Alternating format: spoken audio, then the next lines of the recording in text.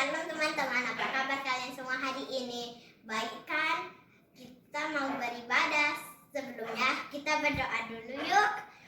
Tuhan Yesus, kami mau beribadah. Tuhan Yesus, berikan kami hikmat agar bisa mengerti isi hatimu. Amin. Paspor kita hari ini adalah Yesusku luar biasa. Dia sanggup melakukan segala hal. Bye-bye. Nah adik-adik, saatnya kita menyanyikan lagu tema kita, Yesus Idolaku.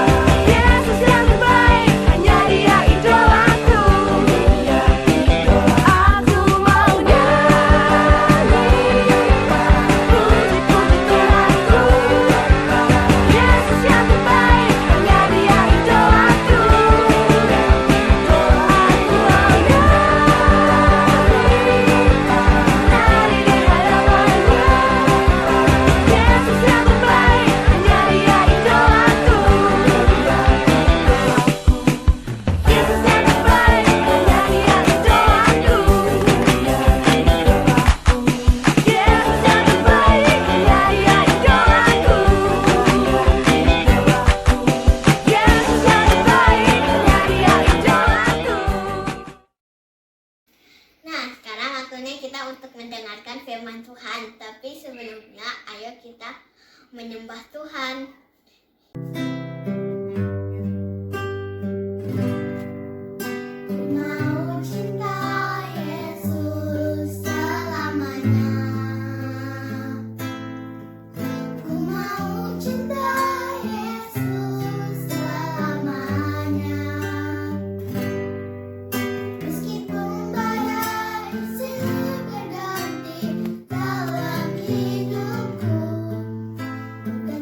Cinta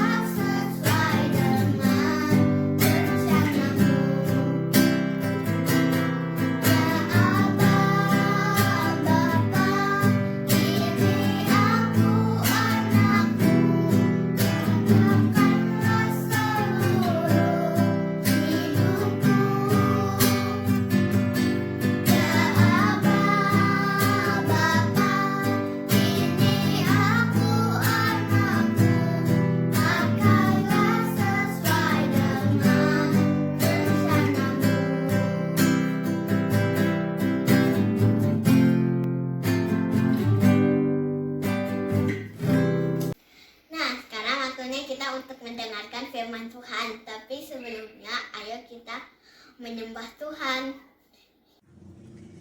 Shalom adik-adik, apa kabarnya? Yuk kita dengarkan firman Tuhan. Sebelum mendengarkan firman Tuhan, kita mau berdoa dulu yuk. Tuhan Yesus, terima kasih hari ini kami boleh mendengarkan firman-Mu.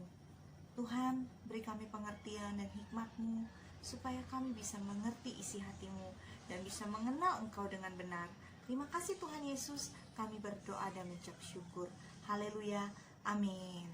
Ya, adik-adik, tahu nggak? Sudah 2 bulan ini kita udah mengetahui bahwa Yesus itu benar-benar Allah yang luar biasa, Allah yang hebat, Allah yang bisa melakukan banyak sekali mujizat. Nah, adik-adik masih ingat nggak mujizat apa yang sudah adik-adik ketahui yang pernah dilakukan oleh Yesus? Apa aja itu? Iya, benar sekali. Nah, adik-adik, hari ini kakak akan bercerita tentang salah satu mujizat Tuhan Yesus yang sangat luar biasa. Dan karena mujizat itu hanya bisa dilakukan oleh Allah sendiri, yaitu Tuhan Yesus itu sendiri. Yuk kita dengarkan ceritanya. Adik-adik, di kota Betania hiduplah 3 orang bersaudara bernama Maria, Marta, dan Lazarus. Nah, 3 orang bersaudara ini adalah sahabat-sahabat Yesus. Jadi, Tuhan Yesus sering loh berkunjung ke rumah sahabatnya ini di kota Betania.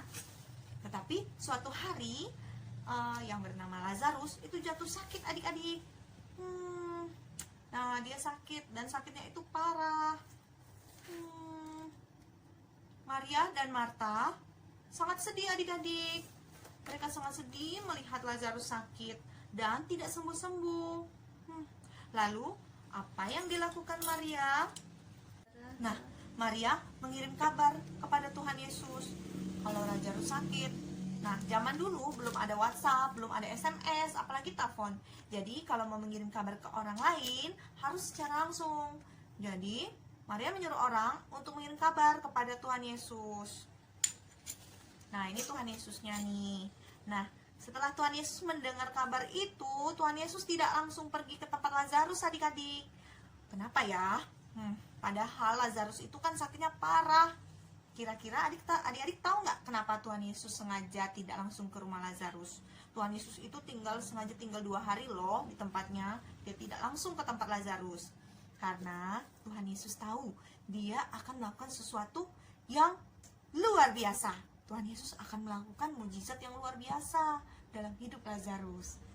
Nah, setelah itu, setelah 2 hari, Tuhan Yesus pergilah ke tempat Lazarus. Nah, Tuhan Yesus pergi itu nggak langsung sampai, dia perginya berjalan kaki dan berhari-hari. Jadi, kira-kira bagaimana ya keadaan Lazarus ya? Kita lihat yuk. Dan setibanya di sana, ternyata Lazarus itu sudah mati adik-adik. Dia sudah mati selama 4 hari. Wah, nah zaman dahulu orang yang mati, orang yang meninggal itu dimasukkan ke dalam kuburan. Nah, kuburannya itu semacam seperti goa adik-adik. Nah, Lazarus sudah dimasukkan ke dalam kuburnya. Dan goanya itu ditutupi oleh batu. Seperti ini. Adik-adik, ketika Marta mendengar bahwa Yesus sudah hampir tiba ke rumahnya, dia segera menemui Yesus. Nah, dia menemui Yesus dan dia berseru seperti ini adik-adik. Tuhan, seandainya Tuhan itu ada di sini sebelum Lazarus mati, Lazarus tidak akan mati seperti ini Tuhan. Nah, tapi Tuhan Yesus berkata apa? Tuhan Yesus berkata bahwa Lazarus akan hidup kembali. Nah, tetapi Marta mendengar itu, dia tidak mengerti apa yang diucapkan Yesus. Nah, setelah itu Marta memanggil Maria. Maria pun datang kepada Yesus dan dia berkata, Tuhan, sekiranya Tuhan ada di sini, tentu Lazarus tidak akan mati. Setelah Tuhan Yesus mendengar itu dan Tuhan Yesus melihat banyak orang yang bersedih, Tuhan Yesus menangis adik-adik. Orang banyak itu melihatnya dan mereka berkata, lihat betapa Yesus itu sangat mengasihinya. Nah adik-adik, setelah itu apa yang Yesus lakukan adik-adik? Tuhan Yesus pergi ke kuburnya Lazarus. diikuti oleh banyak orang. Nah, apa yang Yesus lakukan? Dia menyuruh orang-orang untuk membuka kuburnya Lazarus dengan cara menggulingkan batunya. Nah, apa yang mau Yesus lakukan ya? Padahal Lazarus kan sudah meninggal. Setelah orang-orang membuka kuburnya, setelah orang-orang menggulingkan batunya, kemudian Yesus melihat ke langit adik-adik, dan Yesus berdoa kepada Allah. Nah, orang-orang banyak melihatnya. Itu semua Yesus lakukan supaya orang-orang melihat kemuliaan Allah. Dan setelah itu, Yesus berkata seperti ini. Dia berseru kepada Lazarus, "Lazarus, datanglah kemari." Nah, setelah dia berseru kepada Lazarus, apa yang terjadi adik-adik? Ternyata Lazarus keluar dari kuburnya adik-adik. Lazarus bangun adik-adik. Wah, orang yang tadinya mati, dia bangun adik-adik. Dan orang-orang semua terkejut melihatnya. Lazarus, dia bangun, katanya. Nah, ternyata Lazarus bangun bukan karena dia menjadi hantu, bukan. Tetapi karena dia hidup adik-adik. Tuhan Yesus membangkitkan Lazarus dari kematiannya. Kemudian Yesus menyuruh orang untuk membuka kain yang meliliti Lazarus.